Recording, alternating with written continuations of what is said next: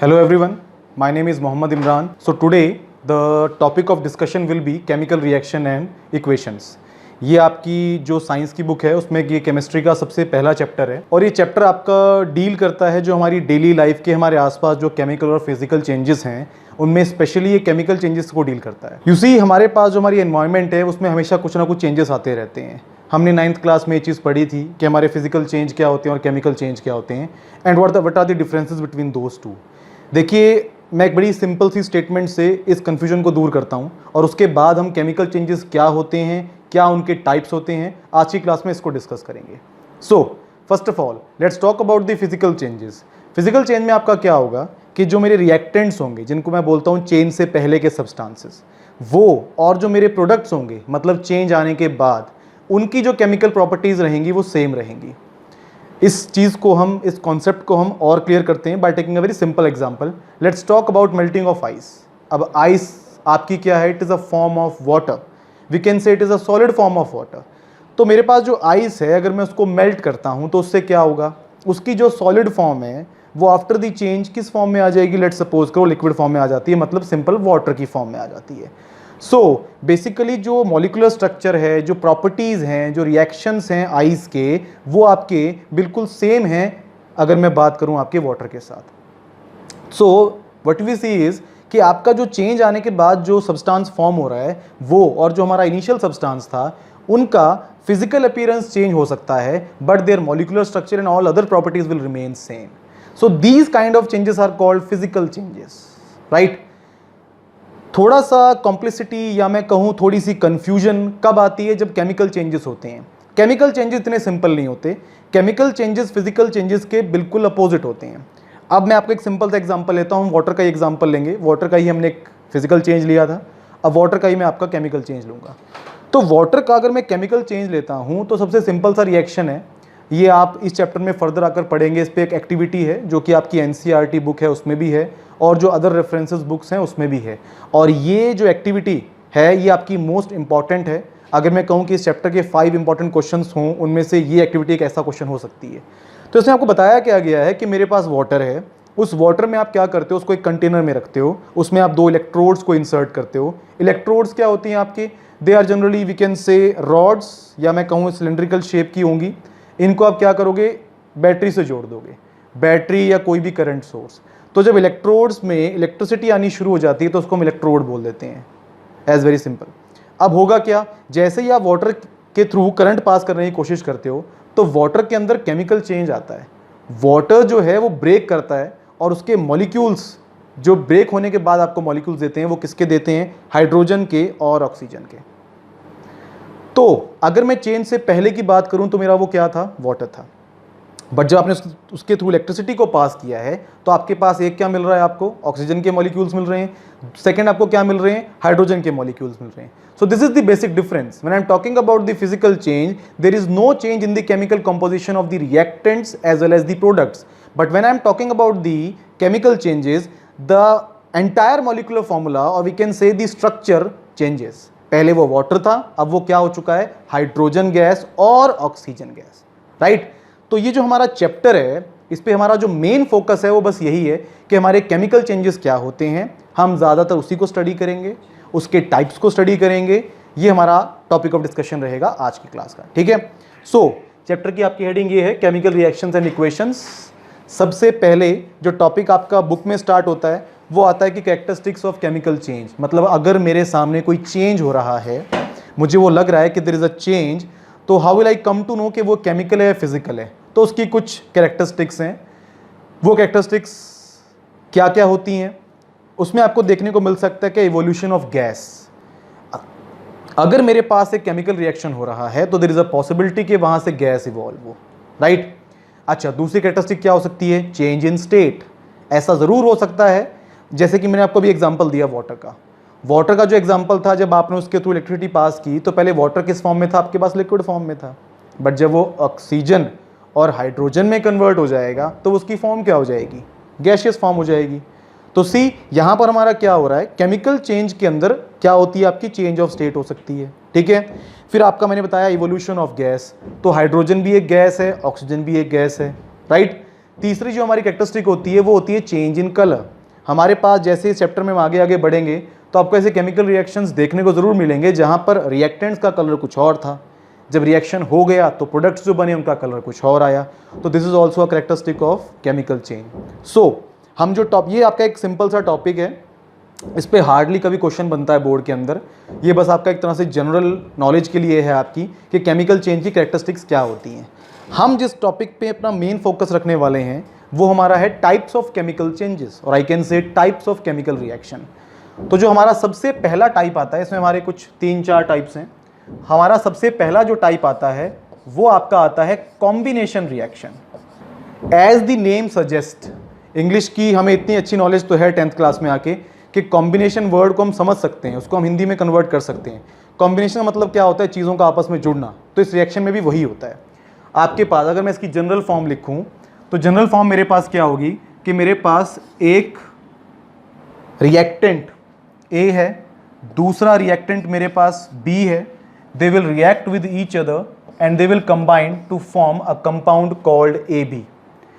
ऐसा कोई रिएक्शन है तो उसको आप क्या कहोगे? कॉम्बिनेशन रिएक्शन कहोगे। ठीक है, एग्जाम्पल से इसको और क्लियर कर लेते हैं, बट इसके पीछे जो बेसिक आइडिया है। अच्छा, एक बात और, ये हमारे जहन में ज़रूर ये ख्याल आता है या ये क्वेश्चन ज़रूर आता है कि हमारे आसपास कोई भी चीज़ अगर हो रही है तो उसका ज़रूर कोई ना कोई कारण होता है, अपने आप चीज़ें नहीं होती। There must be a reason behind it. तो हम उसको एक बहुत ही सिंपल से एग्जाम्पल से क्लियर करने की कोशिश करेंगे। आपका और मेरा एम लाइफ में क्या होता है? हम ये पढ़ाई करते हैं, पढ़ने के बाद हम लोग क्या करते हैं? We look for a better future. और बेटर फ्यूचर आपको कैसे मिलेगा? आप किसी अच्छी जॉब को ऑप्ट करेंगे। आप पहले क्वालिफाइड होंगे नो डाउट, फिर आप किसी जॉब की तरफ अप्रोच करेंगे, आप किसी बिजनेस की तरफ अप्रोच करेंगे। आप जो भी करेंगे, you want a stable life. Each and every one of us aims to have a stable life. ऐसा ही हमारे जो ये एलिमेंट्स हैं, जो हमारे केमिकल्स हैं, इनकी भी लाइफ का यही एम है। बट हमारी तरह जो एक मनी फैक्टर है वो इनके लिए नहीं होता। इनके रिएक्ट करने का जो पर्पस होता है वो होता है to get stable by having least amount of energy. अगर आप लोगों ने थोड़ा सा केमिस्ट्री को पहले पढ़ा है तो आपने जिक्र सुना होगा ज़रूर अपनी बुक्स में नोबल गैसेस का। नोबल गैसेस आपकी क्या होती हैं? हीलियम होती है, आपकी आर्गन होती है। ठीक है, इनके अंदर खास बात क्या है? हमने 9th क्लास में पढ़ा था, इलेक्ट्रॉनिक कन्फिग्रेशन नाम से एक टॉपिक था हमारा। हम उसमें इलेक्ट्रॉन्स के अरेंजमेंट देखा करते थे। तो इलेक्ट्रॉन्स के अरेंजमेंट में क्या होता था कि जो आउटर मोस्ट शेल है नोबल गैसेस का वो 8 हुआ करता था, राइट। और मेरा हर एक एटम, चाहे वो मेटल हो चाहे वो नॉन मेटल हो, हर कोई चाहता है कि वो नोबल गैस कन्फिग्रेशन जो है कि आउटर मोस्ट शेल में 8 इलेक्ट्रॉन्स हैं, उसको पाना चाहता है। तो इसी के एवज में वो इलेक्ट्रॉन्स को गेन करता है, ये इलेक्ट्रॉन्स को लूज करता है, और ये आपका प्रोसेस चलता जाता है।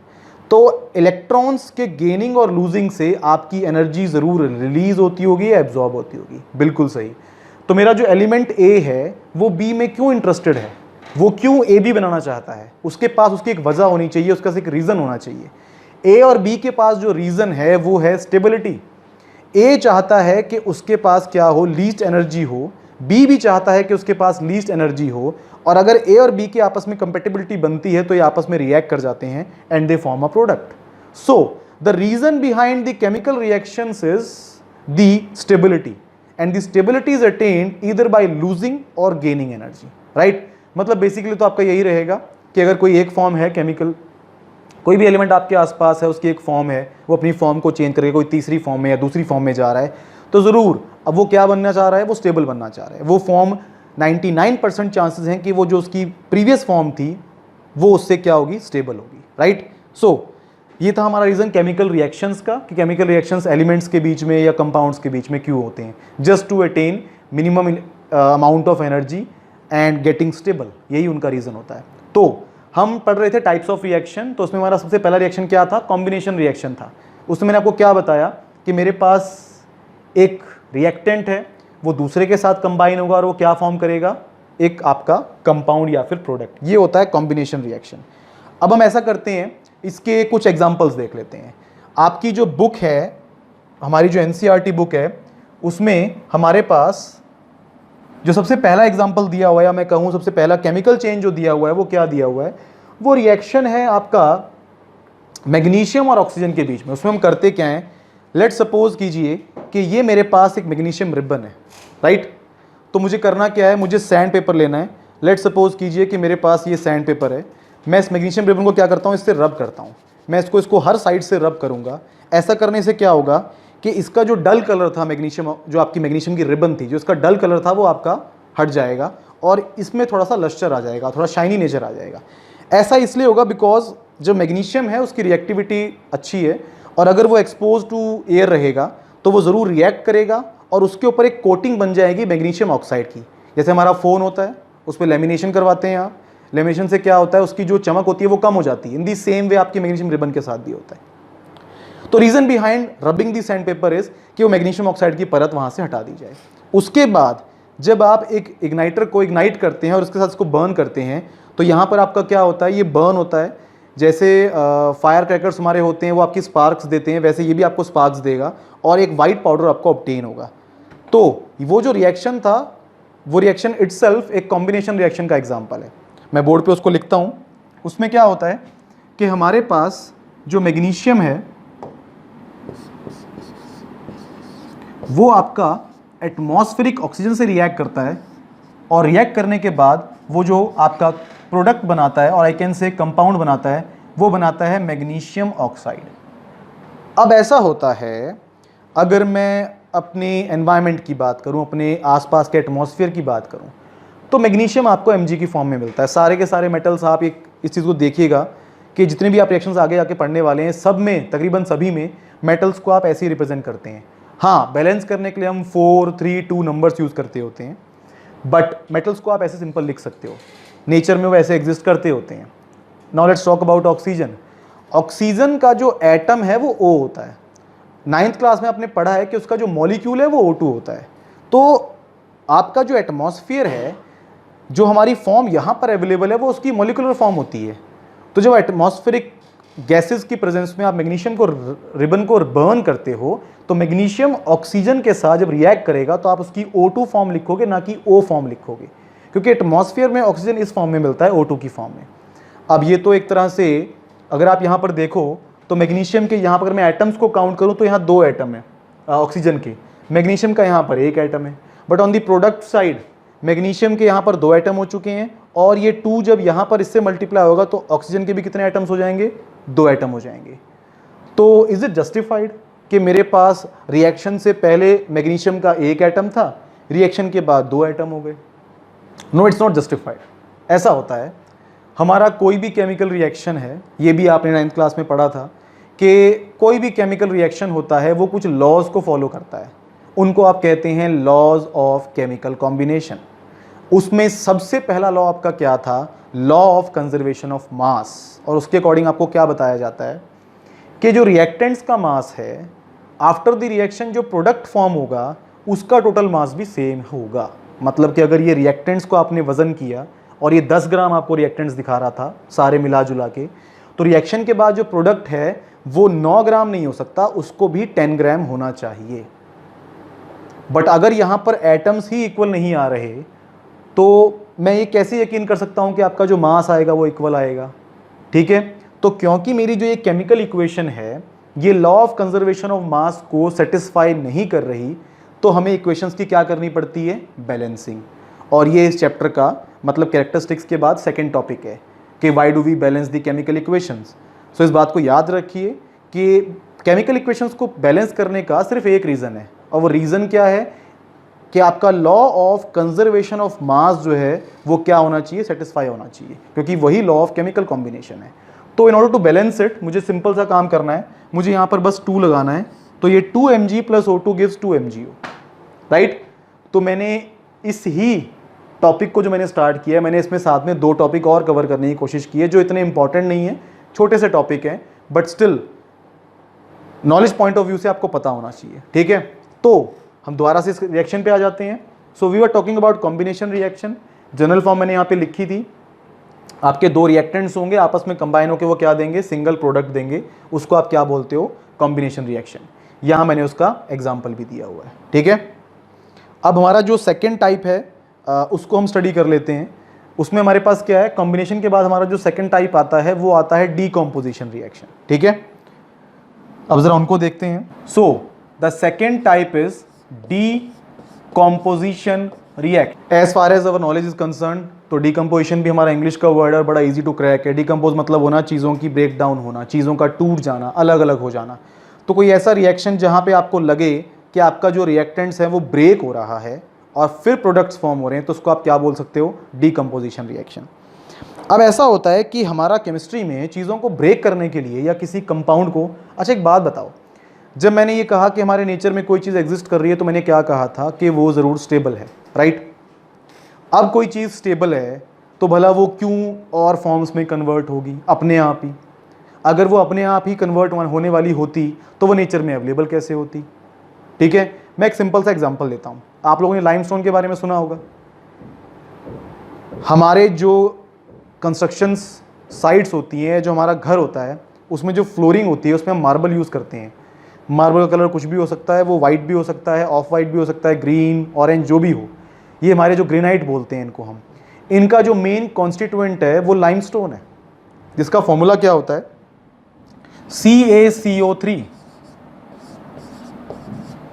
अब जो मेरा ये लाइमस्टोन है,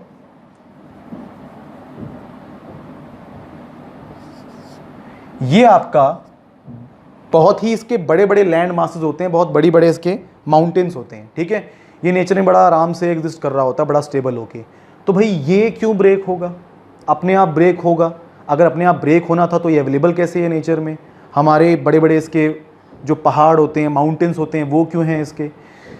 तो सर जो हमारा डीकम्पोजिशन रिएक्शन है वहाँ आपको यही सिखाया जा रहा है कि आपका कोई अगर कंपाउंड नेचर में पहले से मौजूद है तो मतलब वो स्टेबल है, और अगर आपको किसी स्टेबल चीज़ को अनस्टेबल करना है तो क्या करना होगा?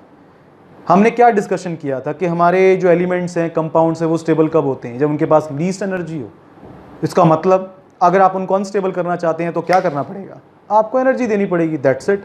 तो आप जब कैल्शियम कार्बोनेट को हीट देते हो, मैं यहाँ पे सिंपल हीट ही लिखूंगा, मैं ट्रायंगल भी ड्रॉ कर सकता था, बट मुझे हीट लिखना यहाँ पर ज़्यादा सही लग रहा है, क्योंकि इसमें आगे फर्दर जो टाइप्स आएंगे वहाँ पे मैं आपको different forms of energy use करके दिखाऊंगा। तो अगर मैं कैल्शियम कार्बोनेट को हीट करता हूँ तो केमिकल चेंज आएगा। क्या केमिकल चेंज आएगा?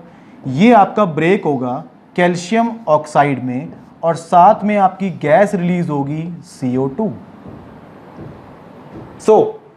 अच्छा, डीकम्पोजिशन रिएक्शन की मैं आपको जनरल फॉर्म भी बता देता हूँ। यहाँ पर क्या होगा, एक बड़ा रिएक्टेंट होगा और उसको आप एनर्जी देकर किस में कन्वर्ट करोगे? A+B में, right? This is the general form. So यहां पर भी आपके साथ वही हो रहा है। अच्छा, एक बात और ध्यान देने वाली है, मैंने यहां पर एनर्जी लिखा हुआ है, मैंने यहां पे हीट नहीं लिखा हुआ। ये चीज मैंने जानबूझ के की है ताकि आपको इस बात पर यकीन रहे कि एनर्जी का हमेशा मतलब हीट नहीं होता। एनर्जी की बहुत सारी फॉर्म होती हैं, साउंड भी होती है, लाइट भी होती है, आपकी हीट भी होती है, इलेक्ट्रिसिटी भी होती है। These are all forms of energy. तो मैंने यहाँ पर जानबूझ के एनर्जी लिखा हुआ है ताकि आप डिफरेंट फॉर्म्स को यूज़ कर सको। तो अगर कैल्शियम कार्बोनेट को हीट किया जाता है तो we are going to get calcium oxide and CO2, right? अच्छा, एक और रिएक्शन मैं आपको बताता हूँ। हमारा एक कंपाउंड होता है AgCl2, इसको बोलते हैं सिल्वर क्लोराइड, ठीक है। अब यहाँ पर होता क्या है, सॉरी AgCl2 नहीं होगा यहाँ पर, ये हमारा सिर्फ AgCl होगा। और नेक्स्ट, तो हमारा जब इसको डिकम्पोज किया जाएगा तो इसको डिकम्पोज करने से हमारे जो प्रोडक्ट्स बनेंगे वो आपका बनेगा Ag प्लस आपका बनेगा Cl2। अब यहां पर फिर से law of conservation of mass violate होता हुआ, तो हमें करना क्या पड़ेगा? सिर्फ यहां पे 2 लगाना पड़ेगा। उससे क्या होगा, यहां पे 2 आ जाएगा और Cl2 आपका बैलेंस्ड है। अब यहां पे जो आप एनर्जी की फॉर्म यूज कर रहे हैं वो आप यूज कर रहे हैं सनलाइट, इसीलिए मैंने वहां एनर्जी लिखा था ताकि मैं बाद में एनर्जी की कोई भी फॉर्म अगर लिखूं तो कोई प्रॉब्लम ना हो। यहाँ पे हीट हुई है भाई, हो सकता है, यहाँ सनलाइट हुई है, ये भी हो सकता है। फिर एक इसका थर्ड टाइप भी मैं आपको बताता हूँ, जिस रिएक्शन का मैंने जिक्र पहले भी किया, वाटर का जो रिएक्शन था। मैंने एक बीकर में वाटर लिया था, उसमें मैंने इलेक्ट्रोड्स को इंसर्ट किया था। इलेक्ट्रोड को इंसर्ट करके फिर मैंने उसमें क्या किया था, करंट को पास किया था। जब मैं करंट को पास करता हूँ तो यहाँ पर क्या होता है, मेरे पास मेरा जो वाटर है, यहाँ मैं इसको ऑलरेडी बैलेंस फॉर्म में लिख रहा हूँ, वाटर, जब रिएक्शन होगा आपका, जब इलेक्ट्रिसिटी पास की जाएगी तो आपका ये रिएक्शन होगा। और यहां पर एरो के ऊपर मैं क्या लिखने वाला हूं, इलेक्ट्रिसिटी।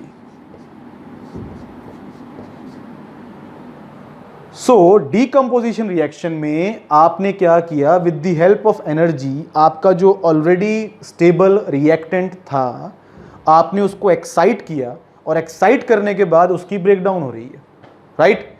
एनर्जी की आप तीनों फॉर्म्स देख चुके हैं, साउंड भी यूज होती है, ये एक हाइड्रोकार्बन होता है हमारा जहां पर हम साउंड को यूज करते हैं, वो किसी भी आपकी बुक में फिलहाल नहीं है और सिलेबस में इसको कवर नहीं किया गया है, तो we will leave that part. हमारा जो फोकस रहेगा वो डीकम्पोजिशन के इन 3 पे रहेगा। अब क्योंकि मैं अलग अलग एनर्जी की फॉर्म्स को यूज कर रहा हूं, सो इनके नाम भी थोड़े अलग होने चाहिए ताकि हमें कंफ्यूजन ना हो। तो ये तीनों फॉल करते हैं under the category of decomposition reaction, but in तीनों के अपने इंडिविजुअल नाम है। क्या क्या नाम है आपको बताता हूं मैं। यहां पे हमने हीट को यूज किया है, तो इसे आप कहते हैं थर्मल डीकम्पोजिशन, राइट। यहां पे आपने सनलाइट को यूज किया है, तो इसे आप बोलते हैं फोटोकेमिकल डीकम्पोजिशन। थर्ड, यहां मैंने इलेक्ट्रिसिटी को यूज किया है, तो इसको आप सिंपली बोल देते हैं electrical decomposition. I hope topic के ऊपर थोड़ी सी ग्रिप बनी होगी आपकी ज़रूर। बड़ा ही सिंपल सा और बड़े ही इजी सा टॉपिक है ये। I have tried my best कि आपको इसकी पूरी नॉलेज मिले, इसमें क्या क्या चीज़ें हमारी कवर हुई हैं, कोई कन्फ्यूजन वाला पार्ट नहीं है। चैप्टर आपका जो ये पहला चैप्टर केमिस्ट्री का है बहुत ही ईजी चैप्टर है और स्कोरिंग चैप्टर है ये। इसमें सिंपल से रिएक्शन है, इसमें कोई भी क्वेश्चन ऐसा नहीं आता कि ट्विस्टेड क्वेश्चन आएगा या कुछ ज़्यादा ही आउट ऑफ सिलेबस आ जाएगा। आपकी जो केमिकल इक्वेशन, खास तौर पर प्रॉब्लम कहाँ पर आती है, हमें लगता है कि बैलेंसिंग की इक्वेशन कहीं से भी उठा के दे देंगे, बट 99% चांसेस हैं कि जो बोर्ड पेपर में केमिकल इक्वेशंस आती हैं वो सारी की सारी एज इट इज़ एनसीईआरटी से उठ के आती हैं। प्रॉब्लम कहाँ पर आती है कि हम लोग क्या करते हैं, एक्टिविटीज़ को रीड नहीं करते। देखिए, सबसे पहली जो रेफरेंस बुक हमें उठानी चाहिए साइंस के लिए, जो मैं मानता हूँ, वो आपकी एनसीईआरटी है। एनसीईआरटी में से कोई चीज़ मिस नहीं होनी चाहिए। आप साथ में उसके एक्स्ट्रा बुक कोई भी रेफर कर रहे हैं वो आपकी चॉइस की है, आपका टीचर या आपका ट्यूटर जो भी आपको रेफर करने के लिए बोलता है प्लीज़ रेफर कीजिए, बट एनसीईआरटी में कोई पार्ट आपका मिस नहीं होना चाहिए। और खासकर इस चैप्टर के अंदर कोई भी इक्वेशन एनसीईआरटी से बाहर नहीं आती। आप पिछले बोर्ड के कितने पेपर्स उठा के देख लीजिए, आपको हार्डली कोई 1 या 2 इक्वेशन मिलेगी। समटाइम्स देयर आर चांसेस कि आ जाए, वरना मैक्सिमम एक्टिविटी जो है, जिस इक्वेशन को एनसीईआरटी में फॉर्मूले की फॉर्म में नहीं लिखा हुआ, रिएक्शन को सिर्फ वर्बली लिखा हुआ है, वो भी आप उठा सकते हो। मतलब आपकी इक्वेशंस आएंगी सारी की सारी चैप्टर में से, ठीक है। तो आई होप आपको एक टॉपिक जो है हमारा डीकम्पोजिशन रिएक्शन क्लियर हुआ होगा। नाउ अब हम जाते हैं अपने थर्ड टाइप के ऊपर, जो हमारा थर्ड टाइप का रिएक्शन है। अच्छा, उससे पहले बिफोर मूविंग फर्दर ऑन, मैं आपको इन रिएक्शंस को याद रखने का एक थोड़ा हिंट सा देता हूँ। देखो, कोई भी चीज़ याद रखनी हमारे लिए पॉसिबल तब आती है जब उसको हम अपनी डेली लाइफ से जोड़ पाते हैं। अब मैं इन रिएक्शंस का आपकी डेली लाइफ में क्या इंपॉर्टेंस है उससे जोड़ने की कोशिश करता हूँ, तो आपकी थोड़ी सी जो इनको याद रखने की जो मेंटल एबिलिटी है वो बढ़ जाएगी। जो आपका पहला रिएक्शन है लाइमस्टोन। लाइमस्टोन आपके घर में है, आपका जो पत्थर है जो आपकी फ्लोर पे लगा हुआ है वो लाइमस्टोन है। तो अगर आप उसको हीट करते हो तो क्या निकलता है, कैल्शियम ऑक्साइड। ये कैल्शियम ऑक्साइड आपकी जो वॉल्स हैं, हमारे कमरे में जो हमारी वॉल्स हैं, उन पर आप जब कहीं भी आप कंस्ट्रक्शन साइट में जाओगे तो उन पर जो सबसे पहले कोटिंग होती है कलर की, वो वाइट कलर की कोटिंग होती है। तो ये वही वाइट पाउडर है जो आपका पेंटर मार्केट से लेके आता है, बकेट में पानी के साथ मिक्सअप करता है और फिर इसको वॉल पे पेंट कर देता है, जो हम इसको चूना बोलते हैं। ये चूना आता है कैल्शियम ऑक्साइड, ठीक है। तो ये रिएक्शन वहाँ पर आपके यूज़ में आता है, ये वाला रिएक्शन। हाँ, इस रिएक्शन पे कई बार क्वेश्चन आता है पर्टिकुलर इस रिएक्शन के ऊपर। अब इस रिएक्शन में क्या है, हमारा जो AgCl है, अगर वो सनलाइट के कांटेक्ट में आया तो उसका क्या हो जाएगा, ब्रेक डाउन हो जाएगा। तो ये तो बड़ा मुश्किल है। मतलब रात में अगर आप इसको बाहर निकालो तो ये ठीक है, बट रात में भी अगर आपका कोई बल्ब वगैरह जल रहा है तो ये काम खराब हो जाएगा, क्योंकि ये तो लाइट के कांटेक्ट में आते ही ब्रेक हो जाता है। बिल्कुल सही, और इसका यूज़ भी ऐसे ही होता है। अब तो हमारे पास डिजिटल कैमरा आ गए हैं, बट अगर हम थोड़ा 10-20 साल पहले जाएं तो कोडैक वगैरह के कई कंपनीज़ के कैमराज आया करते थे, उनमें रोल डला करते थे। उस रोल के ऊपर एक फिल्म हुआ करती थी, ठीक है। वो आपकी प्लास्टिक की ही फाइन वैरायटी की फिल्म हुआ करती थी, उसको हम नेगेटिव कहा करते थे। और उस नेगेटिव का कलर जो है डार्क ब्राउन या आप ब्लैक के क्लोज कह सकते हो, उसके ऊपर क्या होता है, AgCl की कोटिंग होती है। या फिर आपकी जो ब्लैक एंड व्हाइट फोटोग्राफी में यूज़ होता है वो भी आपका AgCl होता है। आप कैमरे की फ्लैश लाइट मारते हैं, ऑब्जेक्ट जो है वो उससे फ्लैश लाइट टकराती है, वहाँ से लाइट वापस आती है और वो सारे का सारा इंप्रेशन उस फिल्म के ऊपर क्रिएट हो जाता है जो ब्लैक एंड व्हाइट फोटोग्राफी में यूज़ होता है। तो जो आपका ये वाला केमिकल है इसको हम यूज़ करते हैं ब्लैक एंड व्हाइट फोटोग्राफी में। अच्छा, ये हमारा कहाँ यूज़ होता है, वाइट वॉश में। उसके बाद हमारा एक और इस रिएक्शन के ऊपर क्वेश्चन बनता होता है, वो आपसे पूछता है कि अगर ये सनलाइट के कांटेक्ट में आते ही ब्रेक हो जाता है तो फिर इसकी स्टोरेज कैसे की जाए। इसकी स्टोरेज करने का जो तरीका है वो क्या है कि आप इनको डार्क कलर्ड बॉटल्स में रखते हो या डार्क रूम्स में रखते हो, ठीक है। तो अब हमारे पास यहाँ पर क्या है, ये रिएक्शन भी आपका हो गया। इस पर जो क्वेश्चन बनते हैं, जो लास्ट वाला रिएक्शन, इसका असर मेडिकल यूज़ बहुत ज़्यादा है। वाटर से आप ब्रेक कर रहे हो तो आपको ऑक्सीजन मिल रहा है। हमारे जो पेशेंट्स वगैरह होते हैं जो वेंटिलेटर्स पे होते हैं, जिन्हें प्योर ऑक्सीजन की सप्लाई चाहिए होती है, तो उनको यहाँ से ऑक्सीजन दिया जा सकता है। हमारे बहुत सारी ऐसी मशीनरीज आ रही हैं, जो हाईटेक मशीन्स आ रही हैं, रॉकेट्स आ रहे हैं, उनमें हाइड्रोजन को आपको पता है एज अ फ्यूल यूज़ करते हैं, तो वो यहाँ से मिल सकता है आपको। तो आई होप आपको इनकी प्रैक्टिकलिटी और डेली लाइफ में इनका क्या यूज़ है वो आपको समझ में आया होगा, और इससे इनको याद रखने की थोड़ी सी आपकी मेंटल एबिलिटी बढ़ जाएगी। चलिए, now let's move on to the next topic या नेक्स्ट टाइप ऑफ रिएक्शन, जो आपका आता है displacement reaction. This is the third type, displacement reaction. इसके बारे में बात कर लेते हैं। हमारा डिस्प्लेसमेंट रिएक्शन ये भी काफ़ी इजी सी चीज़ है। ये डिस्प्लेस मतलब क्या होता है कि कोई चीज़ कहीं पर रखी हो, उसको हटाकर कुछ और रख दिया जाए, कि आप इसको डिस्प्लेस कर दीजिए। तो मैं आपको इसकी जनरल फॉर्म बताता हूँ। यहाँ पर क्या होता है, मेरे पास ये रिएक्शन जो है बेसिकली एक एलिमेंट और एक कंपाउंड के बीच में होता है। एलिमेंट लेट सपोज कीजिए ये आपका कंपाउंड है AB, इसके साथ में रिएक्ट कर रहा हूँ आपका एलिमेंट C। जब ये आपस में रिएक्ट करेंगे तो रिएक्ट करने से क्या होगा, ये आपका AC हो जाएगा और B यहाँ से अलग हो जाएगा। नाउ द क्वेश्चन इज कि यहाँ पर ये रिएक्शन पॉसिबल हुआ कैसे। देखिए, ऐसा होता है कि A की B के साथ बॉन्डिंग अच्छी होती होगी, देयर इज अ चांसेस कि अच्छी बॉन्डिंग होती होगी, बट अगर वो C के कांटेक्ट में आता है और C के साथ जब वो बॉन्ड बनाता है तो वो ज़्यादा बेहतर और आई कैन से ज़्यादा स्टेबल बॉन्ड बनाता है। तो देयर इज़ अ पॉसिबिलिटी कि आपका जब इसको मौका मिलेगा एक अच्छा बॉन्ड बनाने का, तो जाहिर सी बात है ये अच्छा बॉन्ड बनाने की कोशिश करेगा, और इसके रिजल्ट से क्या होगा, जो आपका B है वो हट जाएगा। तो these types of reactions are called displacement reaction, ठीक है। एक रिएक्शन ऐसा है जो आप 8th क्लास से पढ़ते आते हैं, आपने रिएक्टिविटी सीरीज का नाम सुना होगा। रिएक्टिविटी सीरीज आपको क्या बताती है, वो हमें बताती है कि कौन सा एलिमेंट किस एलिमेंट से ज़्यादा रिएक्टिव है, और आई कैन से कौन किसको डिस्प्लेस कर सकता है। किसी भी एलिमेंट की पोजीशन जितनी हाई होगी रिएक्टिविटी सीरीज में, वो अपने से नीचे तकरीबन हर एक को उसके कंपाउंड में से डिस्प्लेस कर सकता है। आपको ये बात अच्छे से पता होगी कि आपका जो रिएक्टिविटी सीरीज के जो बादशाह हैं वो आपका सोडियम और पोटेशियम है। वो अपने से नीचे जो भी आपके पास एलिमेंट्स हैं उन सबको डिस्प्लेस कर सकते हैं because of their high reactivity. तो ये आपके रिएक्शन उन चीज़ों पे भी बेस्ड है। अब एक एग्जांपल से इसको और क्लियर करते हैं।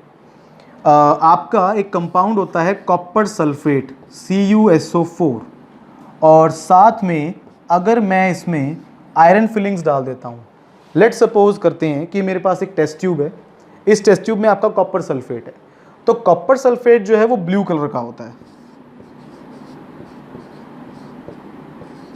यहाँ पे वैसे एक्वस लिखा जाता है। हमारी जो केमिकल इक्वेशन है आप उसको मोर इन्फॉर्मेटिव बना सकते हो बाय पुटिंग सम चेंजेस, और वो चेंजेस क्या हैं कि हमारे पास जो है हमें करना क्या है कि यहाँ पर जो हमारा CuSO4 है इसके साथ आपको AQ लिखना है। तो CuSO4 के साथ अगर हम AQ लिख देते हैं तो उससे क्या होता है कि इसका हमें क्या पता चल जाता है कि इसको आपने वाटर में मिक्स किया हुआ है। कॉपर सल्फेट जो है वो ब्लू कलर के, अगर मैं इसके क्रिस्टल्स की बात करूँ तो ब्लू कलर के क्रिस्टल्स होते हैं।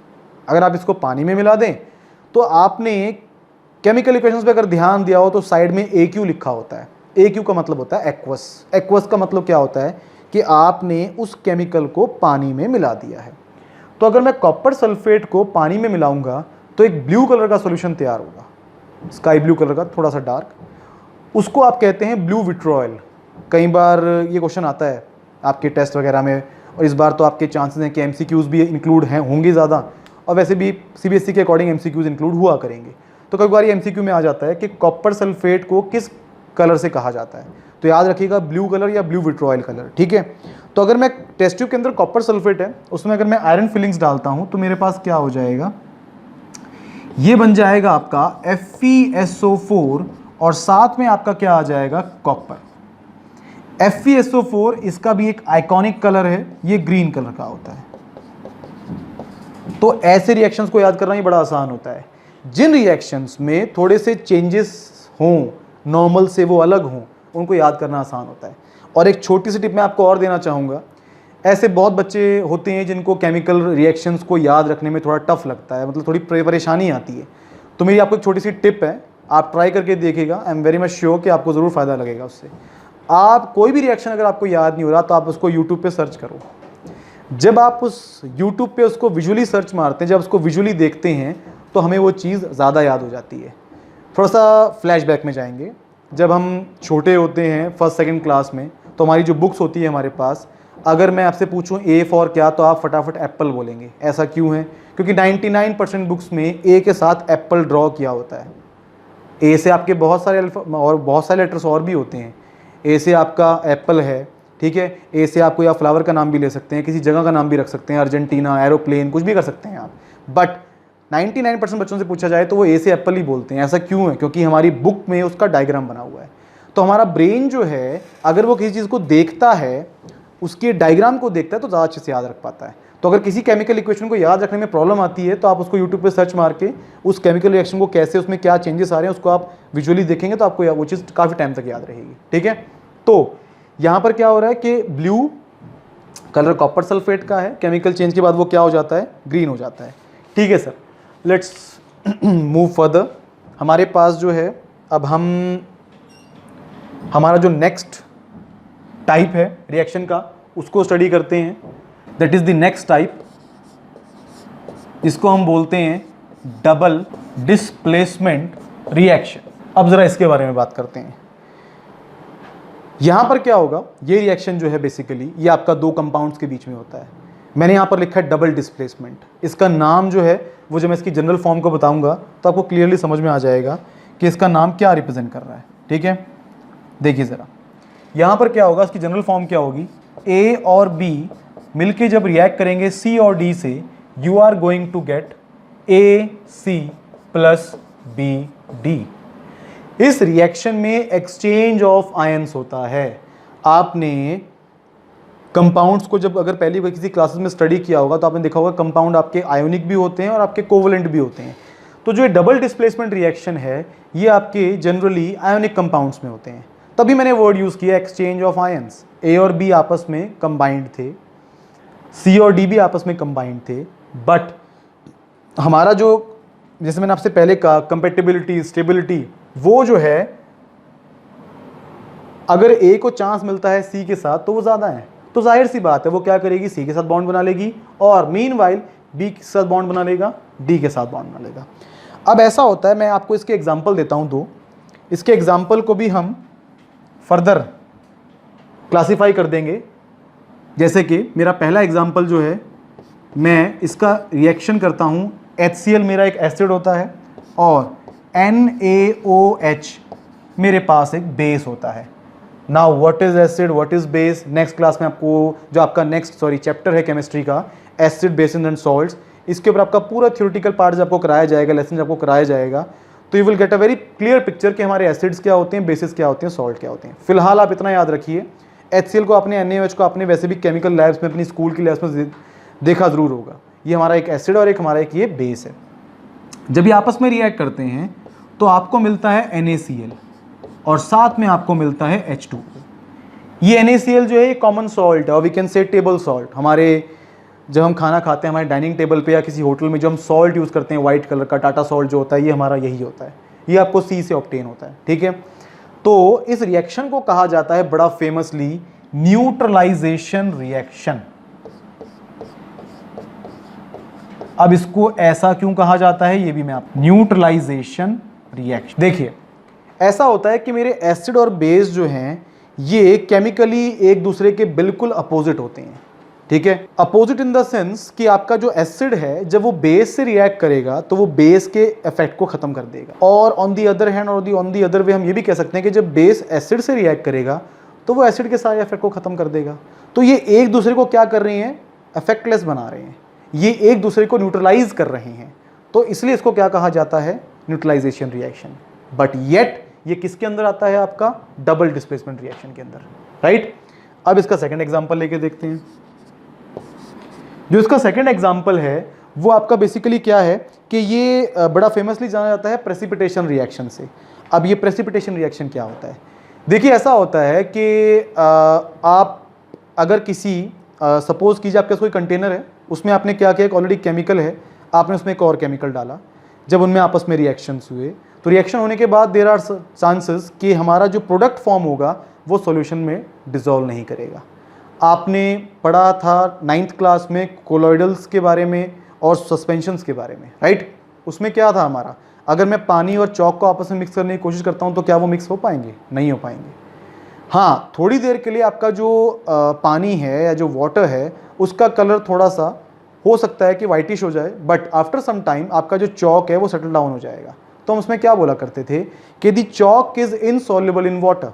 वही सेम चीज़ यहाँ पर होती है। प्रेसिपिटेट आपका एक ऐसा फॉर्म है मैटर की कि मतलब ये हमारे सॉल्यूशन के अंदर प्रेजेंट ज़रूर होगा बट उससे डिसॉल्व नहीं करेगा। लेट्स सपोज करो कि ये मेरी एक टेस्ट ट्यूब है। इस टेस्ट ट्यूब में पहले से मेरे पास क्या है, कोई सॉल्यूशन है। रिएक्शन होने के बाद हमारा जो प्रेसिपिटेट है वो आपको ऐसे अलग से दिखेगा, मतलब आप देख पाएंगे कि yes you are having a solution, और हमारे पास जो सेकंड कंपाउंड है वो इसमें इनसॉल्युबल होगा, वो आपको क्लियरली विजिबल रहेगा कि हाँ ये अलग चीज़ है और ये अलग चीज़ है। ऐसी फॉर्मेशन को हम बोलते हैं प्रेसिपिटेट, और ये चीज़ देखने को मिलती है आपके डबल डिस्प्लेसमेंट रिएक्शंस में। यहाँ तो ये न्यूट्रलाइजेशन रिएक्शन हुआ, ऐसे ही हमारा रिएक्शन होगा प्रेसिपिटेशन रिएक्शन।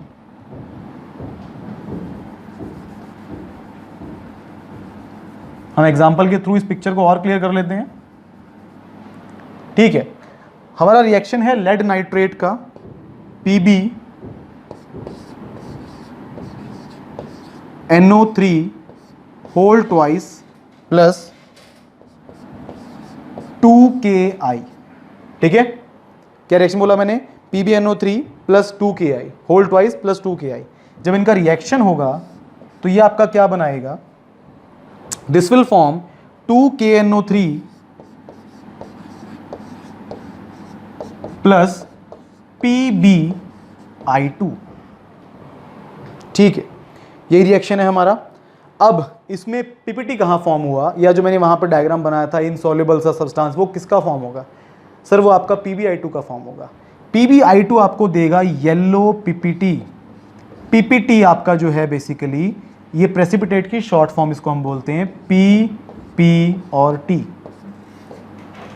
मतलब जो मैंने टेस्ट ट्यूब बनाई थी उस टेस्ट ट्यूब में मैंने आपको बताया कि हमारा क्या होगा, इनसॉल्युबल सब्सटेंस फॉर्म होगा, तो वो येलो कलर का होगा अगर ये रिएक्शन होता है तो। इसको भी आप यूट्यूब पे सर्च कर सकते हैं, काफ़ी इंटरेस्टिंग सा रिएक्शन है ये। हमारे पास कलरलेस सॉल्यूशन होता है और उसमें आपके पास येलो कलर का फॉर्म होता है आपका PPT, जो किसका होता है, लेड आयोडाइड का, राइट। तो अब यहाँ पर क्या हो रहा है, डबल डिस्प्लेसमेंट रिएक्शन में अगर एसिड और बेस आपस में रिएक्ट कर रहे हैं तो मैंने इसको क्या बोल दिया, न्यूट्रलाइजेशन रिएक्शन। और यहाँ पर एसिड बेस जैसा कुछ नहीं है, यहाँ पर ये दो सॉल्ट हैं हमारे, आपस में रिएक्ट कर रहे हैं। बट इसमें जो चीज़ थोड़ी सी आइकॉनिक है, थोड़ी सी जो आई कैचिंग है, वो क्या है कि यहाँ पर हमारा पीपीटी फॉर्म हो रहा है। तो इस रिएक्शन को आप क्या बोलते हैं, precipitation reaction. So this particular reaction is called precipitation reaction.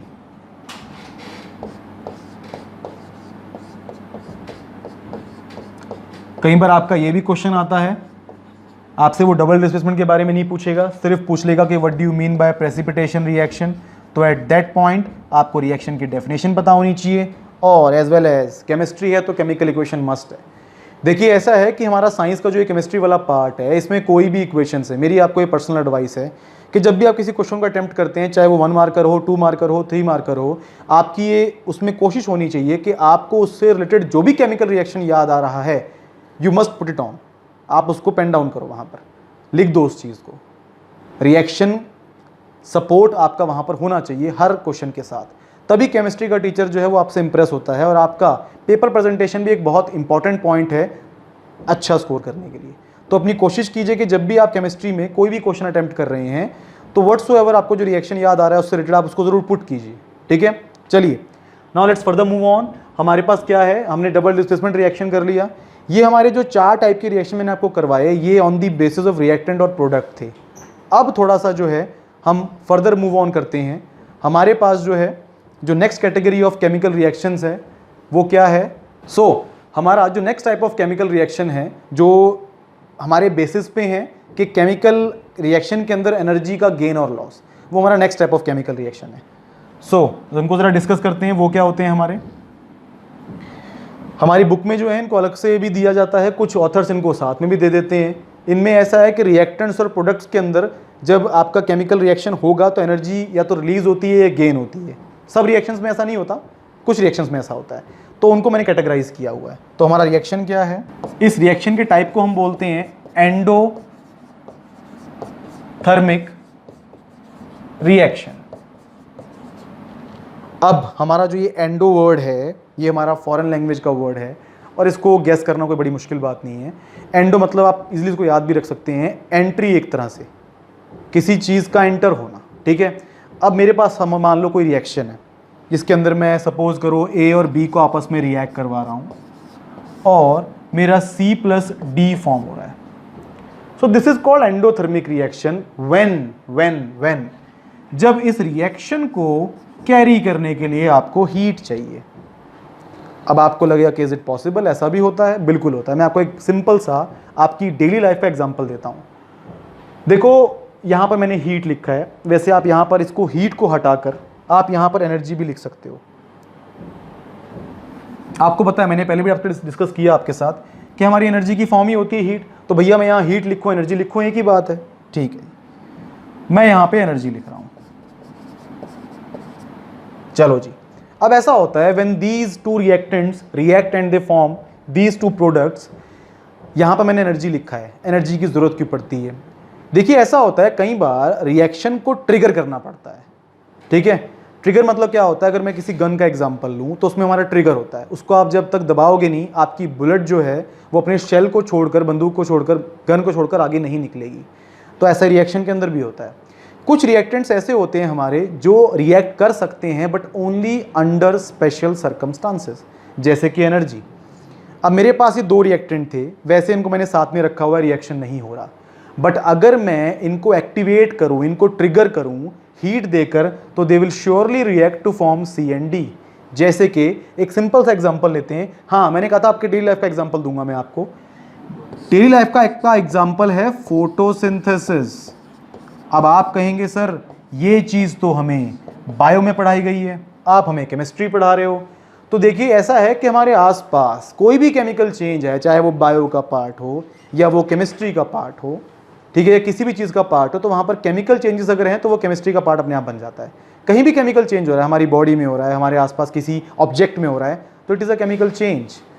अब फोटोसिंथेसिस में क्या होता है, आपने क्या पढ़ा है कि जी CO2 और H2O वाटर एब्जॉर्ब या कहीं से लेता है, सनलाइट होती है और आपका ग्लूकोज बन जाता है। ऐसा ही पढ़ा है हम लोगों ने। तो CO2 और H2O आप 2 टेस्ट ट्यूब में लेकर इनको मिला दो, will you be able to make starch और वी कैन से कार्बोहाइड्रेट्स और glucose? The answer is no, a clear no. यहाँ पर क्या होता है, ये केमिकल चेंज है, इतना आसान होता तो हम भी बना लेते, बट प्लांट के अंदर क्या होता है, स्पेशल आपका एक प्रोसेस होता है, उस प्रोसेस को कहा जाता है फोटोसिंथेसिस। उसमें क्या होता है ज़रा देखिए, रिएक्शन में क्या होता है, 6CO2 प्लस 6H2O जब ये सनलाइट की प्रेजेंस में आपस में रिएक्ट करते हैं, दे फॉर्म C6H12O6 और साथ में आपको क्या मिलता है, O2, राइट। तो यहां पर हो क्या रहा है, आप सनलाइट को यूज कर रहे हैं, तो क्या सनलाइट मेरी एनर्जी की फॉर्म नहीं है? यस इट इज, सनलाइट मेरी एनर्जी की फॉर्म है। तो इस रिएक्शन को कैरी फॉरवर्ड करने के लिए सनलाइट की जरूरत पड़ती है। तो इस रिएक्शन को क्या कहा जाएगा, endothermic reaction. A reaction in which heat is required on the reactant side to carry out the reaction, उस रिएक्शन को क्या कहा जाएगा, एंडोथर्मिक रिएक्शन, राइट। एक रिएक्शन और है, रिएक्शन तो बहुत सारे हैं, बट 2 रिएक्शंस मैं आपको दूंगा ज़रूर इसके अंदर, सो दैट थोड़ी सी वैरायटी मिल जाए हमको। एक और बड़ा इंपॉर्टेंट केमिकल होता है अमोनिया, ठीक है। उसकी फॉर्मेशन कैसे होती है, यहाँ पे आपके पास होता है N2 + 3H2 और यहाँ पर आप उसको क्या देते हो, हीट देते हो। हीट इन द सेंस आप टेम्परेचर देते हो नियरली 500 डिग्री सेल्सियस का। यस, ये रिएक्शन अगर होगा तो 500 डिग्री सेल्सियस के आसपास होगा और तब आपको मिलेगा 2NH3। इसे हेबर्स प्रोसेस भी कहा जाता है। रिएक्शन यहाँ पर ख़त्म नहीं हो जाता, ऐसा नहीं कि हीट दिया तो हो गया, यहाँ पर आपको कैटलिस्ट भी लेना पड़ता है, प्रमोटर भी लेना पड़ता है, बट अभी फ़िलहाल उस पर हम नहीं जाएंगे। हमारा फ़िलहाल जो टॉपिक ऑफ डिस्कशन है वो यही है कि एनर्जी कहाँ पर यूज़ हो रही है। तो इस रिएक्शन में अगर आप एनर्जी दोगे तो आपका क्या फॉर्म होगा, अमोनिया फॉर्म होगा। चलिए अब नेक्स्ट टाइप की बात करते हैं। जैसे आपने यहाँ पर एनर्जी को एक तरह से एब्जॉर्ब किया है to carry forward the reaction, ऐसा भी तो ज़रूर होता होगा कि शायद किसी रिएक्शन के बाद आपकी एनर्जी निकलती भी होगी। एक टिप और देता हूँ मैं आपको, आपने डिकम्पोजिशन रिएक्शन देखे होंगे, उसमें आपका इलेक्ट्रिकल डिकम्पोजिशन था, फोटोकेमिकल डिकम्पोजिशन था, आपका एक हमारा जो तीसरा था वो थर्मल डिकम्पोजिशन था।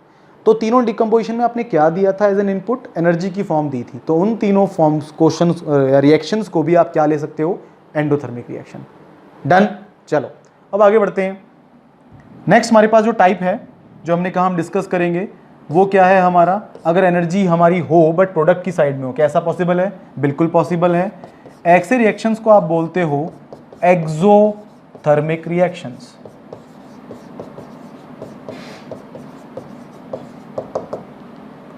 एक सिंपल सा एग्जांपल लेंगे, मैंने आपको एक रिएक्शन पहले ही करवाया था चैप्टर के बिल्कुल स्टार्टिंग में। 2Mg + O2 gives 2MgO और साथ में हीट निकलती ज़रूर है बट थोड़ी सी कम अमाउंट की निकलती है तो हमें महसूस नहीं होती, but yet this is also a exothermic reaction. अब एक्सोथर्मिक इसका नाम कैसे पड़ा, ये जो मेरा वर्ड एक्सो है ये दिखाता है एग्जिट ऑफ हीट, हीट का निकलना। तो भैया हीट निकलेगी कहाँ से, जब रिएक्शन हो जाएगा तो प्रोडक्ट बनेगा, प्रोडक्ट के साथ ही निकलेगी। एग्जैक्टली, तो this is called exothermic reaction.